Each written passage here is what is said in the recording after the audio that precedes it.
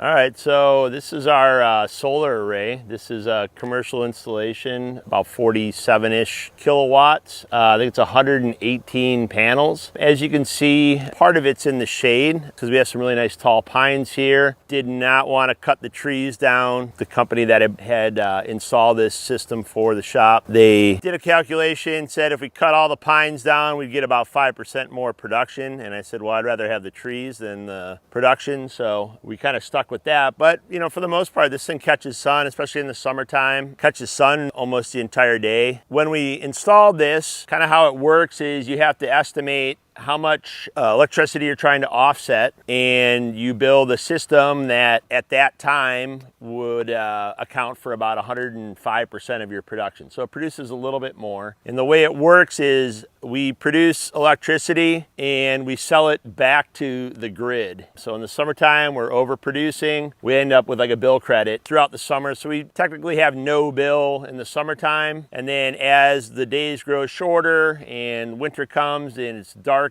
sometimes they'll get snow covered, they're producing less, our consumption still stays consistent, and you're gonna have a bill through kind of the winter months, and then it, you know, kind of tapers off when it starts getting sunny, and it's very much a cycle. You know, there's a temptation to maybe overbuild it. The problem with that is if you are producing more than you consume, you'll never be able to cash that money out from the electrical company. They just take it, it just sits on your bill as a bill credit, but you can't ask them for a check at the end of the day. So consumption with this solar array. So when we put it in, we did a 3-year consumption study that said, all right, this is how much we consumed on average over the last 3 years. We built it to be 105% offset of that value. From there, obviously we continued to grow. So we outgrew our solar panel system, which is what you want. I mean, you know, I built it with the intention of continuing to grow the business, which is, I think, what every prudent business owner would try to do. So I'm not really sure exactly how much we're offsetting now, but it's kind of a passive thing that it's just nice to not have an electric bill for 2/3 of the year, and the rest of the year have an electric bill that's not nearly as much as it would be, you know. It's been a great investment. It's also, you know, something that I can tell the customers that do care about that kind of stuff is, hey, we actually put our money where our mouth is. We offset our footprint on the land